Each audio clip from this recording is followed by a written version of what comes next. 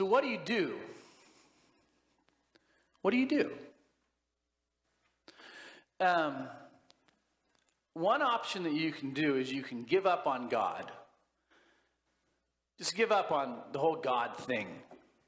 Like I mentioned maybe a month ago, move from Descartes' "I think, therefore I am" to Nietzsche's "God's dead." You probably know Stephen Hawking. He thinks our brains are just computers. This is what he says. And there's no afterlife for computers. Computers don't come back to life when they're dead. You throw them away and get rid of them.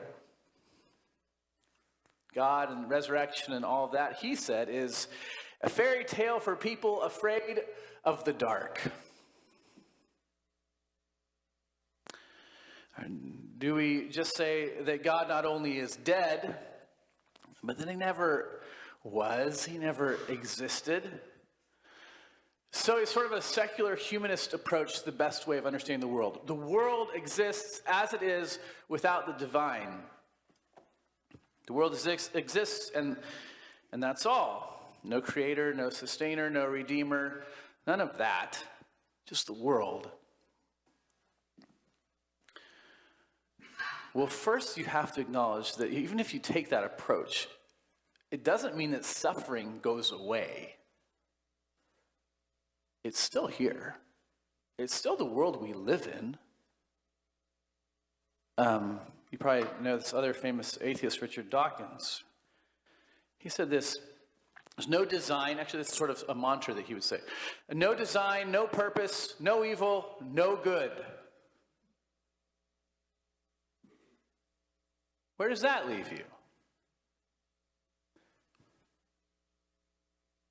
What do you do if you give up on God in sort of a secular humanist way?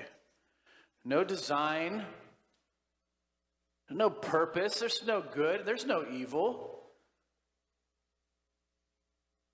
Well, then why do you get to lament? Why throw a fuss at all of all this suffering? It just is. Why care at all if you lose your child in utero? If your spouse suffers for years and years, as one of my dear friends' father did, with Alzheimer's, and lashes out in anger and violence towards his wife, so much so that after 35 years of marriage, she moves out for her own safety. There's no design and no purpose and no evil and no good anyway. If any sympathy we may have for the suffering of others is really just a byproduct of sort of the evolutionary process of keeping your own alive, then why bother with anyone who's outside of your tribe, however big or however small you want to make that tribe to be? Which is also to say, why lament racism at all? In fact, why not practice it? What do you do when you give up on God? Do you just take what's there to be taken when you can? I mean, if the world has so much suffering, just take the pleasure you can get when you can get it. Enjoy whatever semblance of joy you can have in this life. Party, eat, drink, be merry. Tomorrow or the next day or maybe next year or next decade, you're just going to die.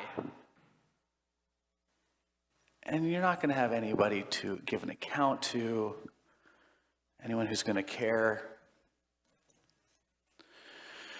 Okay, so here's the thing.